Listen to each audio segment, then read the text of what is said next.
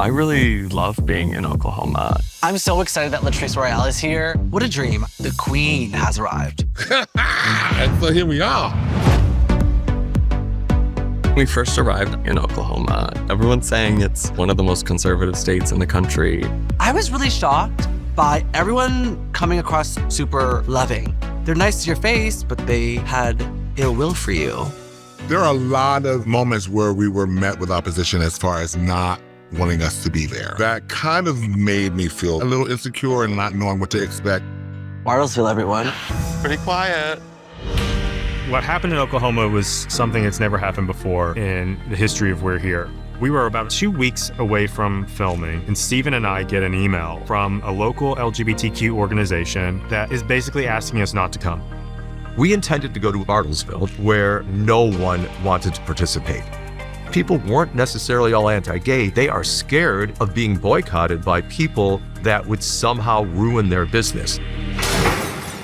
The only places that we were allowed to film in was outside in Bartlesville. That was it. Drag shows have really been a hot topic issue. We realized Bartlesville wasn't ready for a drag show, so what we thought was, let's just do a meet and greet. We put out a full-page ad in the local Bartlesville newspaper to let people know that we're going to be gathering in the park. Some people that don't even live in Bartlesville, we learned, that are just spreading this hate rhetoric, and it's happening a lot online. 3 properly placed bullets would put a quick stop to this pedo porn BS.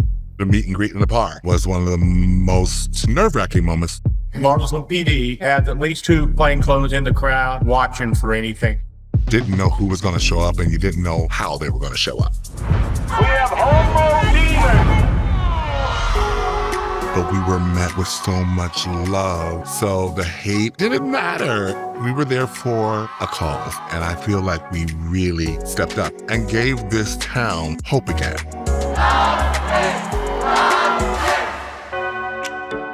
Oklahoma is covered in churches. I wanted to highlight places where queer people could go worship God if they wanted to, because there's such a divide. It's like, if you believe in God, that means you hate gay people, which is not true. We go. We attended church in drag. I was like, oh, so many triggers of everything that I was told growing up in the church. We were doing the complete opposite. I didn't know how to feel. Part of me was like, this is blasphemy, this is not Christ-like, but Christ is in your heart. And so sitting there in drag, knowing my intention, there was relief. We have been a place that welcomes all people into fellowship. And then as the pastor was reaffirming that I was welcome there, as I was, I broke into tears. I still get a little bit emotional talking about it because there's so much trauma. We were told that we were not good enough, that we were going to hell. Well, it's simply not true. It's simply not true. I'm here and I'm fierce. One of the things that's very fun about casting is watching how a drag kid starts the process. They're not comfortable in front of the camera. Hello. Gradually, the camera disappears, and you wind up seeing these people opening their hearts in a way that is a privilege. I am transitioning with hormones. I dream of being able to roll out of bed, look in the mirror and think, you're beautiful, Jess. I developed a really strong connection with my drag daughter, Jess, and she's in like a really important and scary part of her transition to being a woman all the time. It's clear she's not presenting in a way that she's comfortable. Is there anywhere that you're not seeing Jess? And I find out that she has never felt beautiful in makeup. And she says, I'm waiting for that moment that I get my drag makeover and I can look in the mirror and I don't want to look away. When I started dressing up in drag, it helped me feel comfortable with a side of myself that I had hid my entire life and realized that being feminine, maybe being non-binary, wasn't this thing that was gonna ruin my life. When she sees herself in the mirror looking beautiful in drag as my drag daughter with her red glitter lip, she starts crying and we have to fix all the makeup, of course. It reminds me of that first moment I saw myself in drag and the possibilities that opens up.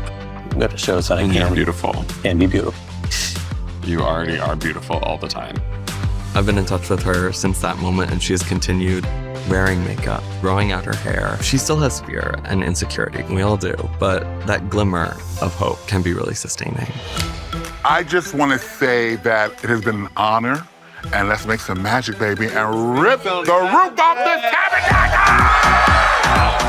Oklahoma marks the first time I ever performed at a church in drag. In a church! Who would have thought? I was so excited to work with Dawn, who is from the Indigenous community and Two-Spirit community and the trans community.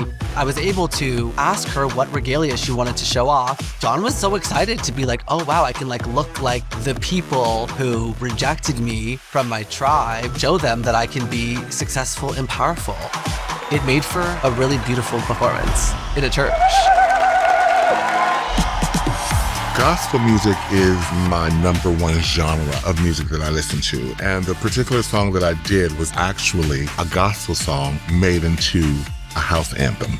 The whole concept, when we said church, we immediately thought of stained glass. This was a custom fabric that was designed, and they drew it on my body and had it printed and hand stoned, each crystal put on there and fitted to perfection. To see people standing up in pews, rocking out, and these incredible performers pouring their hearts out in a church, it was a form of spirituality that was incredibly special. We are so happy to have you here with us this evening to celebrate the ministry of drag. My solo performance for the season, the way I wanted to interpret it is about the relationship that so many queer people have with religion. My concept for this number is to enter and walk down the aisle in my red dress, like the embodiment of what some might consider to be evil.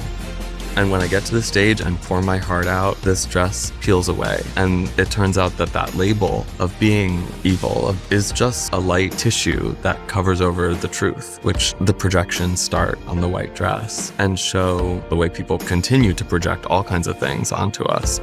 But then the projections shifted and through a kaleidoscope show the people pledging support and show people in town that what drag is actually about is love. You can't deny that drag is joy. What makes the show so special is the impact of what happens after we leave. So beautiful to see the growth that's happened in their community.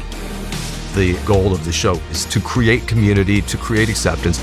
And Oklahoma, in one of the most conservative places, so much love. It can be so powerful to be seen as you are by someone else. It truly is so empowering.